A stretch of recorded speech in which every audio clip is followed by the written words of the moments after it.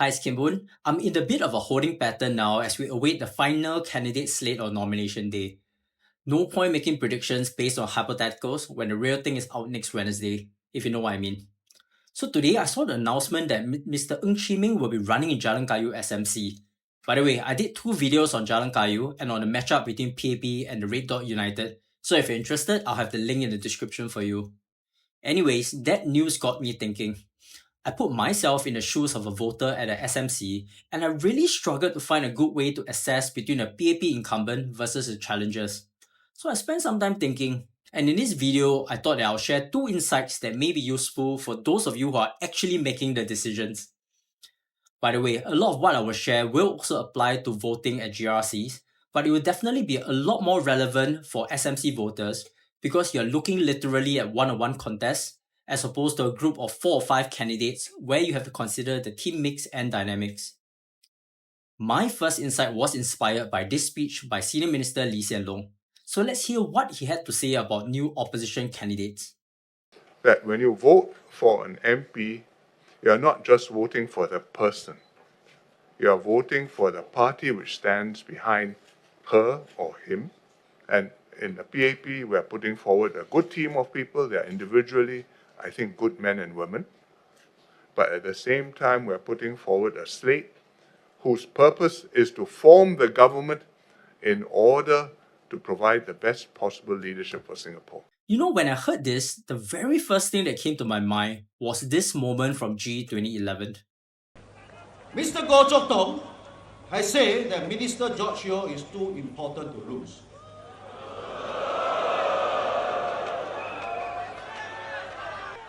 Then may I ask, what is the purpose of this election? He cannot lose. I think Mr. Loh Tak Yang has a point back then, and what he said still makes sense today. And I know I sound very anti-PAP at the moment, but I want to be somber here and talk through this. The PAP government has proven itself time and again to be able to bring the nation through ups and downs. And I know some of you may disagree, but that's my personal view. And no doubt what Assembly said about having the best government, these are goals that I can agree with and want for myself and Singapore. But to say that our votes are needed to get there, I don't think I'm quite there yet. I don't think we need a best leadership more than having the best mechanism to make the best decision as a government. I want a system of checks and balances in Singapore. I think that's necessary. And the reality is the opposition in Singapore is here to stay. It is clear to me that Singaporeans want more opposition in the government. Even PM Wong himself has acknowledged that opposition in government is the way forward now. I do not think that Singaporeans are strictly divided into PAP and anti-PAP camps, which is the impression you may get if you get your information from Reddit or the comment section of YouTube channels including this Red Dot perspective.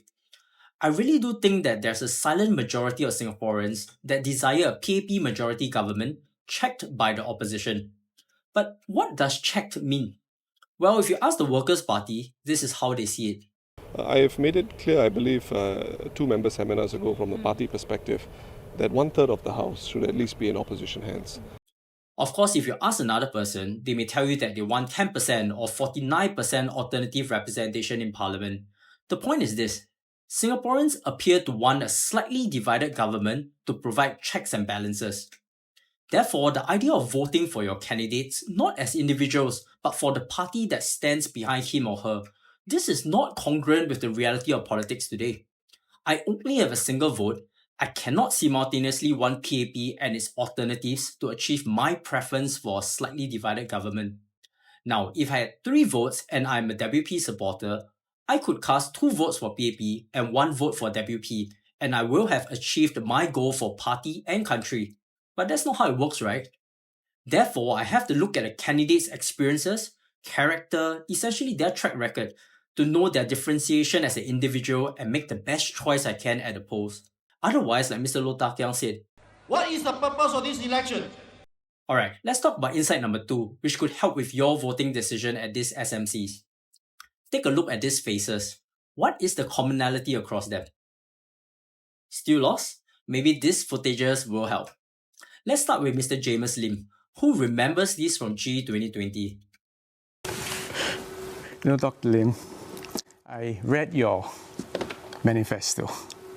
And actually, to be honest with you, we could have written the same manifesto. We like that. And that's why people have called the Workers' Party PAP Light. I thought at this moment, when the term PAP Light was invented, this could have swung the momentum towards the PAP All Workers' Party. But in my view, this galvanized the Workers' Party supporters by showing voters that they could vote WP and still retain the good things about the PAP. Instead of turning voters off voting for the WP because they were an inferior version of PAP. And I think that what we are trying to deny the PAP isn't a mandate. What we're trying to deny them is a blank check. So in the same debate, we also saw Mr. James Lim warm the cockles of the hearts of voters. And I felt that this was what definitively shifted the tides in Sengkang GRC, that eventually saw the Workers' Party win their second GRC ever in Singapore's political history. Now, how about this moment from DPM Heng Swee Keat? Our East Coast residents, we also have a plan for the East Coast. We have East Coast, Singapore, we have a together at East Coast plan. We care at East Coast. It was a last-minute move by the PAP to move DPM Heng Swee Keat in GE2020 from Tampines to East Coast GRC, and it showed. Eventually, we saw the East Coast GRC won by the PAP, but by one of the lowest margin, especially for one anchored by a Prime Minister in waiting. Then there was this GE2015 moment from the National Solidarity Party. A handshake is basically a promise, a commitment, a tall order, means I must meet that tall order, and it's for you. And it's for you in sense that three fingers also pointing me, it's also for me. It's for us. And if the result is good, thumbs up, man. If the result is lousy, what happened? Boo! Boo to PAP! Thank you, fellow Singaporeans. One rally speech moment can destroy all hopes of a campaign. I think enough said. And lastly, this image from GE 2011. The Kate Spade moment was so polarizing that it prompted then Senior Minister Goh Chok Tong to say this. I think, to be frank, and I've been frank with Tim Pei Ling, and she had also been discussing with me, Tim Pei Ling, of course, was a factor as well. Rightly or wrongly, she has been given a negative image from the very start. So why am I showing you all of this? Because sometimes it is literally impossible to differentiate between the candidates in a one-on-one contest in the SMC, and it may come down to moments of differentiation to create that clear distinction. And these moments can be a high or low. Now, let's go back to Mr. Ng Chee Ming running in Jalan Kayu SMC. He is expected to go up against Ms. Kala Manikam from Red Dot United. This is literally David versus Goliath.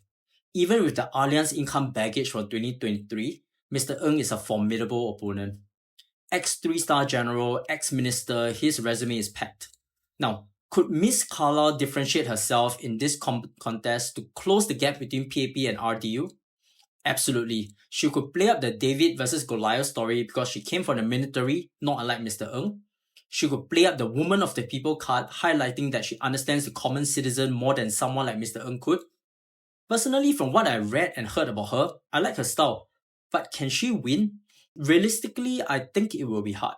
It will take a high moment like what Mr. James Lim did in GE2020 to provide that breakthrough. So it's something I will watch in the next 2 weeks. Then there's Marymount SMC. We have incumbent PAP candidate Ms. Gan Xiao Huang, who won with 55% of the votes in GE2020, not exactly a high margin. So Ms. Gan is a former one-star general who is currently the Minister of State for Education. Now, in the past 5 years and prior to that, there's no obvious blemish in her record, as far as I can tell. She's the perfect establishment candidate. In GE2025, she will be challenged by the Progress Singapore Party with 56-year-old Mr. Jeffrey Khoo. He is the CEO of a regional risk consulting firm, and he was also part of PSP's best performing team in GE2020 and the former West Coast GRC, so not exactly a pushover. Now, let me ask you this. How are you going to decide between PAP's Ms. Gan and PSP's Mr. Khoo? Because honestly, I'm struggling. Now, this is where I defer to the wisdom of SM Lee. I think it actually makes sense in this contest to vote based on the party that stands behind them. If you think that the PAP or PSP as a party can better serve Singapore, then you should vote for their candidate. This is why I think the incumbent has an advantage in cases where there's little differentiation. You may think that the current government is doing a bad or good job, but if the alternative cannot show that they are different, then why make the change? Again, I come down to my point on moments of differentiation. Short of another James Lim moment for Mr. Khoo or a Kate Spade moment for Miss Gunn, it's going to be hard to see PSP winning this battle. So it's something that I'll be watching for in the next 2 weeks. Alright, so these are my thoughts. What are your thoughts? Do let us know in the comment section below, and until next time, this is our Red Dot Perspective.